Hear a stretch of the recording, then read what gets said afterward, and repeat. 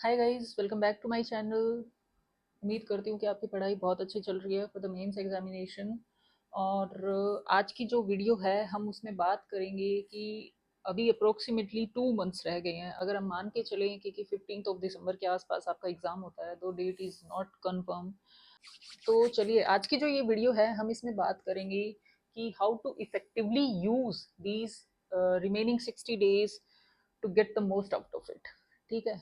आपको ऑब्वियसली अगर आप यहाँ तक आए हो, आपने अगर प्री क्वालिफाई कर लिया होगा, क्योंकि मार्क्स के बेस पे आपको पता चल जाता है जो बच्चा 135+ स्कोर कर रहा है, ही I am talking about the OBC and general candidates जो 135+ स्कोर कर रहे हैं, मोस्टली उनका सिलेक्शन हो जाना चाहिए।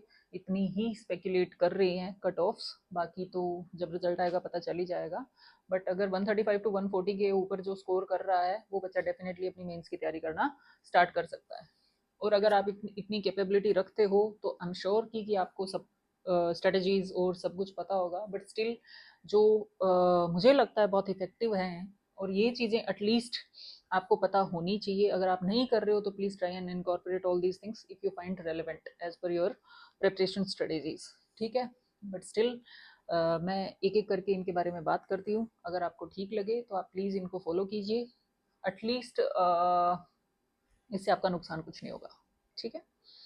चलिए, तो देखिए, अगर आप प्री में इतना स्कोर करके मेंस तक अगर जा रहे हो, इसका मतलब कि सिलेबस वाइज तो आई डोंट थिंक कहीं पे भी आप लैग कर रहे होंगे। ठीक है। मैं मान के चल रही हूँ कि 100% सिलेबस आपने रिवाइज कर लिया होगा एटलीस्ट 2-3 टाइम्स एटलीस्ट। ठीक है।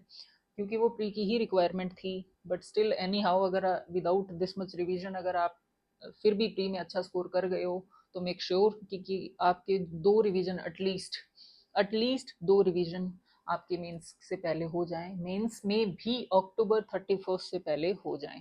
ठीक है।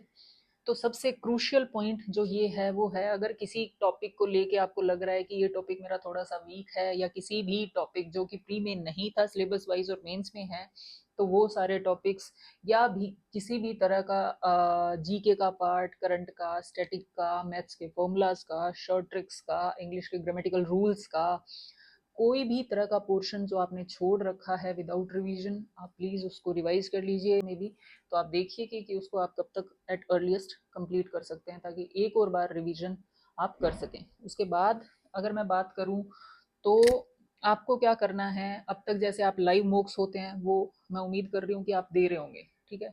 लाइव मॉक्स से आपको क्या पता चलता है कि उस रियल टाइम में आप कैसा परफॉर्म कर रहे हो। मैं नहीं कह रही कि आप मॉक के मार्क्स जो होते हैं उनको बेसिस मान के अपनी जो भी पढ़ाई है उसको फाइनलाइज कर लो।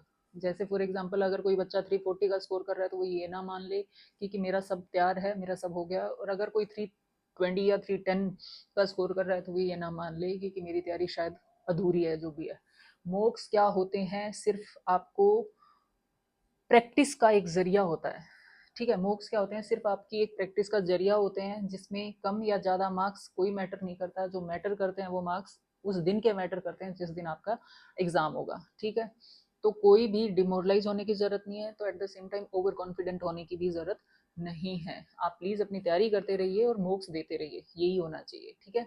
तो 31 तक जो मैं मान के चल रही हूँ वो ये है कि एटलीस्ट लाइव मॉक्स आप दे रहे होंगे। और उसके अलावा मे बी, क्योंकि ये थोड़ा लेंदी होता है इसका मॉक देना, तो उसके अलावा 31 तक सेक्शनल टेस्ट आपको जरूर देने हैं। रीजनिंग और जो मैथ्स का 1 घंटे का टेस्ट है वो तो आप किसी भी कीमत पे स्किप कर ही नहीं सकते, क्योंकि वो पेपर जो 60 क्वेश्चन आते हैं वो आपके 60 मिनट में कंप्लीट होना बहुत ही ज़रूरी है। ठीक है। तो आपको मेक श्योर करना है कि आप सेक्शनल टेस्ट दे रहे हो, और वो सेक्शनल टेस्ट आपके लिए प्रोडक्टिव हो, जिसमें आपको बस ये देखना है कि आप कैसे टाइम मैनेजमेंट और स्पीड मैनेजमेंट करें, या कैसे क्वेश्चंस को अटेंड करें कि आपका एटलीस्ट पूरा पेपर अटेम्प्ट हो जाए। ठीक है। उसके अलावा जब से आपने प्री दिया है उसके बाद से ही मैं मान के चल रही हूँ कि टाइपिंग की भी आपने जो प्रैक्टिस है वो शुरू कर दी होगी। ठीक है। एटलीस्ट दो दो टाइपिंग का पैसेज आजकल वेरियस कोचिंग्स हैं जिन्होंने अपने अपने टाइपिंग के लिए भी मोक्स निकाल रखे हैं। ठीक है। तो आप प्लीज़ उनको किसी को ज्वाइन कर लीजिए, और उसके बाद at least per day 2 passages type करने की प्रैक्टिस एटलीस्ट आप कीजिए, टाइपिंग को आप बिल्कुल भी फॉर ग्रांटेड मत लीजिए। अगर आपका पेपर हो गया और टाइपिंग में कोई एरर हो गई तो आपकी पूरी मेहनत बेकार हो जाएगी, ठीक है। तो आप उसको भी बिल्कुल भी फॉर ग्रांटेड नहीं ले सकते। Typing practice is as mandatory as the revision of the syllabus and the mocks, ठीक है। तो आपको टाइपिंग की पूरी प्रैक्टिस करते रहना है जब तक आपका एग्ज़ाम नहीं होता उस दिन तक, ठीक है। उसके अलावा कंप्यूटर नॉलेज बहुत ही क्रूशियल सेक्शन है। आपको ना केवल क्वालिफाइंग करना ज़रूरी है, उसके अलावा अगर उसमें आपके अच्छे मार्क्स आते हैं और ओवरऑल कट ऑफ आप क्वालिफाई कर जाते हो तो बहुत सारी ऐसी पोस्ट हैं जिसमें आपकी प्रायोरिटी ऊपर चली जाती है अगर आपके कंप्यूटर के मार्क्स बहुत अच्छे हैं तो, ठीक है। तो आपको कंप्यूटर नॉलेज कोई भी एक बुक ले लीजिए, ल्यूसेंट की आई गेस एक बुक आती है, आई वुड से वो ले लीजिए, या जो भी कंटेंट आप फॉलो कर रहे हैं। कंटेंट चेंज करने के लिए मैं नहीं बोल रही हूँ, जिस कंटेंट को आपने अब तक फॉलो किया है आप उसी पे स्टिक रहिए और आप उसको कॉन्टीन्यूसली रिवाइज करते रहिए, ठीक है। कंप्यूटर नॉलेज भी बहुत क्रूशियल है। आप उसको ये मत सोचिए कि लास्ट के 10 या 15 दिन में हम कर लेंगे, वो सफिशिएंट होगा। No no no, don't do that. आप प्लीज़ उसको आज के दिन से ही, अगर किसी ने नहीं स्टार्ट किया है तो आज के दिन से शुरू कर दीजिए, और जिसने ऑलरेडी कर दिया है वो बहुत अच्छी बात है, ठीक है। रिवाइज भी करना है उसको, एटलीस्ट 2 बार आपको रिवाइज ज़रूर करना है। आप प्लीज़ इस बात को ध्यान में रखिए कि वहाँ पे कुछ भी क्वेश्चन आ सकता है, किसी भी तरह का क्वेश्चन आ सकता है। It's not about some general question of computers, ठीक है। तो आप अपनी तैयारी अच्छी रखिए कि आप क्वालिफाई तो बेझिझक कर जाएं, ठीक है। तो ये 2 बहुत ही इंपॉर्टेंट पॉइंट थे, टाइपिंग और कंप्यूटर नॉलेज वाले, जो आपको अपनी प्रेपरेशन में इनकॉर्पोरेट करने हैं, ठीक है। उसके अलावा अगर मैं बात करूं तो आपको क्या करना है, जैसे जीके है, जीके में जो भी पर्टिकुलर बुक आपने अब तक, ऑब्वियसली आपने प्री का एग्जाम दे लिया है, मेंस के लिए भी आपने तैयारी शुरू कर दी है, तो किसी ना किसी बुक को आपने जरूर रेफर किया होगा। आप उसी बुक को 2 बार रिवाइज कर लीजिए। उसके अलावा अगर कोई यूट्यूब चैनल, कोई यूट्यूब प्लेटफॉर्म भी आपने फॉलो किया है तो उन वीडियोस को भी थोड़ा रिवाइज कर लीजिए, ठीक है। अब कंटेंट चेंज करने का मैं नहीं बोल रही, जैसे फॉर एग्जांपल अगर किसी ने परमार एसएससी प्लस ल्यूसेंट को फॉलो किया है तो 2 बार उसका रिवीजन बहुत जरूरी है। और अगर करंट की मैं बात करूं तो आई अग्री, करंट के क्वेश्चन 3-4 साल तक ये पूछ रहे हैं, उतना सारा करंट कवर करना बहुत ईजी नहीं है। बस आपको क्या करना है, जो मेजर इवेंट्स हुई है ना, जो मेजर इवेंट्स हुई हैं बस आपको उनके बारे में पता होना चाहिए कि एक तो इस गवर्नमेंट ने कितनी स्कीम्स लॉन्च करी हैं, ठीक है, कौन कौन सी स्कीम्स लॉन्च करी है और कब कब करी हैं, ये सब चीज़ें, कैबिनेट में कौन कौन है, ये सब गवर्नर्स कौन कौन है, ओलंपिक्स में भारत का जो भी स्टेटस रहा है वो सब आपको पता होना चाहिए। कोई भी अगर इसरो की तरफ से न्यू पिछले इस गवर्नमेंट के टेन्योर में जो कुछ हुआ है वो आपको पता होना चाहिए। वर्ल्ड लेवल पे कोई मेजर चेंज जो इंडिया को इम्पैक्ट कर रहा हो वो आपको पता होना चाहिए। तो करंट इस तरीके से आपको करना है। फॉर एग्जाम्पल मैं ये आपको कुछ एग्जाम्पल देके इसलिए बता रही हूँ ताकि आपको समझ आ जाए कि करंट सारा आप कवर नहीं कर सकते, आई अग्री। तो आपको जो मेजर इवेंट्स हैं जो कि इंडिया को जो आउटसाइड वर्ल्ड की इवेंट्स है जो इंडिया को इम्पैक्ट कर रही है इन अ वे, तो वो आपको पता होनी चाहिए। और इंडिया में जो मेजर इवेंट्स हुए हैं, मेजर स्कीम लॉन्चेस हुए हैं, मेजर अचीवमेंट्स हुई हैं, वो भी आपको पता होनी चाहिए, ठीक है। कोई रिक्रूटमेंट होती है जो कि बहुत क्रूशियल होती हैं तो वो भी आपको पता होनी चाहिए, ठीक है। तो ये है, करंट में आप एटलीस्ट इतना कर लीजिए, बाकी अपना स्टेटिक पे फोकस कीजिए तो वो भी सफिशिएंट रहेगा, ठीक है। और अगर अब मैं मैथ्स की बात करूँ तो मैथ्स में क्या होता है कि जो एडवांस मैथ्स है ना, बहुत सारे बच्चे उसमें स्ट्रगल करते हैं, तो आई वुड सजेस्ट कि एडवांस मैथ्स है जो उसका अच्छे से आप रिवीजन कर लीजिए। उसके अलावा पूरे मैथ्स के जितने भी फॉर्मूलाज हैं वो आप अपने रिवाइज करके रखिए। उसके अलावा जैसे कोशिश कीजिए कि 30 तक स्क्वायर रूट्स, क्यूब रूट्स, 30 तक टेबल्स, ये सब चीज़ें आपको थोड़ा टिप्स पे, और कुछ रेडली अवेलेबल कैलकुलेशंस जो होती हैं वो भी आपको थोड़ा याद हो। इससे क्या होगा, आपकी जो क्वेश्चन सॉल्विंग जो कैपेबिलिटी है वो बढ़ जाएगी। फॉर एग्जांपल अगर कोई बच्चा 1 मिनट में सोल्व कर रहा है, अगर आपको रेडली अवेलेबल ये जो स्क्वायर रूट्स, क्यूब रूट्स, ये सब चीज़ें अगर याद हैं तो आप मे बी उस क्वेश्चन को 30-40 सेकेंड्स में कर लोगे। तो आप 20 सेकेंड्स ऑलरेडी आगे हो जाते हो उन सब चीज़ों की वजह से, ठीक है। जितना आप कर पाओ उतना ट्राई कीजिए, वो आपको हमेशा ही हेल्प करेगा। उसके अलावा कोशिश कीजिए कि डेली 1 घंटे या एटलीस्ट आधा घंटा आप क्या करें, जो भी बहुत डिफिकल्ट कैलकुलेशंस होती हैं सिर्फ कैलकुलेशंस की आप प्रैक्टिस करें। कैलकुलेशन की प्रैक्टिस करने से क्या होगा, वहाँ पे अगर कोई कैलकुलेटिव चीज़ आपके सामने आ जाती है तो आप क्या करोगे, घबराओगे नहीं उसको देख के, ठीक है, which is very very important for any examination, ठीक है। तो कोशिश कीजिए कि आप इतनी आधे घंटे या 1 घंटे सिर्फ कैलकुलेशन प्रैक्टिस करें, ठीक है, वो भी बहुत ही क्रूशियल पार्ट है आपकी प्रिपरेशन का।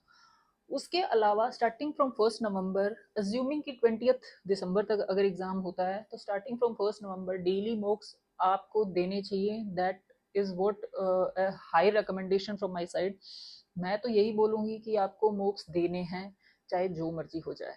ठीक है, डेली का एक मॉक आपको बहुत हेल्प करेगा। स्कोर कोई मैटर नहीं करता, किसी दिन हो सकता है आप 310 भी स्कोर करो, लेकिन किसी दिन हो सकता है आप 360 भी स्कोर करो। तो 360 में आपको ओवर कॉन्फिडेंट नहीं होना, 310 में आपको डिमोरलाइज नहीं होना। ठीक है, मॉक सिर्फ आपकी प्रैक्टिस के लिए है।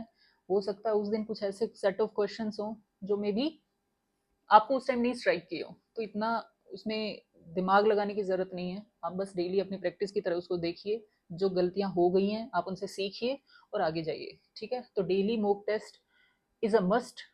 That that is an high recommendation from my side. ठीक है, उसके अलावा कोशिश कीजिए कि प्रीवियस ईयर जो पेपर्स आए हैं, अगर आप वो भी देख लें, तो पिछले 2-3 साल के एटलीस्ट आप सोल्व करने की कोशिश कीजिए, जिससे आपको अगर किसी तरह का कोई क्वेश्चन लग रहा हो अपने ऊपर, तो वो अगर आप सोल्व कर पा रहे हैं अच्छे से, तो दैट वुड बी सफिशिएंट। ठीक है, तो वो भी बहुत अच्छी चीज़ हो जाएगी। ठीक है, उसके अलावा अगर इंग्लिश में मैं बात करूं, तो इंग्लिश में क्या होता है, मोस्टली बच्चे जो स्ट्रगल करते हैं ना, जो ऑब्वियसली अगर मेंस की तैयारी कर रहा है वो बच्चा बहुत अच्छी मेहनत करके यहाँ तक पहुंचा है, मैं उन्हीं बच्चों को रेफरेंस में लेके बात करूं अगर, तो मेंस में जो मोस्टली स्ट्रगल करते हैं ना, वो करते हैं कॉम्प्रीहेंशन में यार, कि इसकी टोन क्या है पैसेज की, what would be the heading of the passage, summary क्या कहना चाह रहे हैं जो भी राइटर हैं पैसेज के। तो ये सब चीज़ें है ना, यहाँ पे स्ट्रगल करते हैं। तो कॉम्प्रीहेंशन जो है ना, वो आपको सिर्फ और सिर्फ कैसे समझ में आएगा, एक तो प्रैक्टिस से आएगा, और दूसरी चीज़ क्या होता है, ये सारे क्वेश्चन जो होते हैं ना, आप उनको मार्क फॉर रिव्यू जरूर कर दीजिए, ताकि क्योंकि इंग्लिश वाले सेक्शन में आपके पास सफिशिएंट टाइम बच जाता है, जब आप इंग्लिश और जीके का पेपर खत्म कर लेते हो उसके बाद फिर से उस पैसेज को पढ़िए, फिर से ध्यान से उन ऑप्शंस को देखिए, कोई ना कोई क्लू वहां पे जरूर होता है जिससे आप उस हेडिंग को, उस टोन को पकड़ पाओ। ठीक है, ऐसा होता ही नहीं है कि कोई क्लू वहां पे ना हो। ठीक है, बस आपको थोड़ा दिमाग से उसको देखने और समझने की जरूरत होती है। तो उसके लिए क्या होता है, दिमाग में थोड़ा शांति होना जरूरी है, और शांति कब हो जाएगी, जब आप पूरा वो सेक्शन अटेम्प्ट कर लोगे और आपके पास टाइम बच जाएगा। उसके बाद जब आप फिर से उस क्वेश्चन को देखोगे, तो you will devote 100% of your brain to that question. ठीक है, तो ये बात भी आपको ध्यान रखनी है कि आप जब उस पैसेज को पढ़ो, तो उस टाइम आपको ये देखना है कि हाँ, अब इस टोन में क्या बोलना चाह रहा है। और जब आप उस पैसेज को पढ़ रहे हो, तो उस टाइम पर आपका पूरा का पूरा पेपर खत्म हो जाना चाहिए। अगर उस टाइम आपको नहीं समझ में आ रहा है, जब फर्स्ट टाइम आप अटेम्प्ट करना चाह रहे हो, तो उस टाइम आपको रिव्यू करके उसको निकल जाइए, रादर देन गलत अटेम्प्ट करने के, क्योंकि नेगेटिव मार्किंग बहुत ज़्यादा है। 3 नंबर के क्वेश्चन में 1 नंबर की नेगेटिव मार्किंग बहुत मायने रखती है। ठीक है, तो आप तुक्का मत मारिए, और बाद में ठंडे दिमाग से जब आपका पूरा पेपर अटेम्प्ट हो जाए, उसके बाद उसको पढ़िए और उसको आंसर करने की कोशिश कीजिए। ठीक है, उसके अलावा ग्रामेटिकल रूल्स जो हैं, उनके लिए तो आप कोई एक्सक्यूज दे ही नहीं सकते, सारे आपके टिप्स पे होने ही चाहिए। कंपटीशन बहुत हाई है, तो आप ये नहीं बोल सकते कि कुछ याद है कुछ नहीं है। रिविजन्स करते रहिए, यही है, क्योंकि प्री में आपने ऑलरेडी सब कुछ पढ़ लिया है, अब बात सिर्फ रिविजन्स पे है। ठीक है, तो रिवीजन इज क्रूशियल। तो आपको अल्टीमेटली अगर मैं फाइनलाइज करूँ इस वीडियो को, तो मैथ्स फॉर्मूलाज और शॉर्ट ट्रिक के रिविजन्स, मैथ्स के एडवांस जो क्वेश्चंस हैं एडवांस मैथ्स के, उसमें भी अगर आपको कहीं कहीं प्रॉब्लम है, तो आप कोशिश कीजिए कि उनसे गो थ्रू कर लें फिर से। जीके की रिवीजन, करंट के मेजर इवेंट्स, इंग्लिश के ग्रामेटिकल रूल्स, ये सब आपको पता होना चाहिए। रीजनिंग आई गेस सफिशिएंट रहेगी, जितनी मॉक टेस्ट से आपकी प्रैक्टिस हो रही है उसमें, उससे ज़्यादा जाने की ज़रूरत नहीं है। अगर मॉक टेस्ट में आपको लगे कि कोई सर्टेन काइंड ऑफ क्वेश्चन है जो बार बार गलत हो रहा है, तो आप उसकी सिर्फ प्रैक्टिस कर लीजिए, लेकिन ऐसा रेयरली ही होता है। रीजनिंग नॉर्मली अटेम्प्ट हो जाती है, तो वहाँ कोई इशू नहीं है। सो ये मेरी तरफ से कुछ की पॉइंट्स थे जो मैं आपको बताना चाह रही थी। इससे ज़्यादा स्ट्रेटेजी वीडियोज़ और कुछ नहीं होती हैं। ठीक है, अगर आपको इनमें से कोई भी पॉइंट हेल्पफुल लगे, तो आप कोशिश कीजिए कि उसको इम्प्लीमेंट करें और अपने सिलेक्शन को इंश्योर करें। उसके अलावा अगर आपको किसी तरह का कोई डाउट आ रहा है, तो आप प्लीज़ कमेंट सेक्शन में उसको लिख दीजिए। I definitely respond to that. ठीक है, thank you so much for listening, all the very best for your examination, bye bye.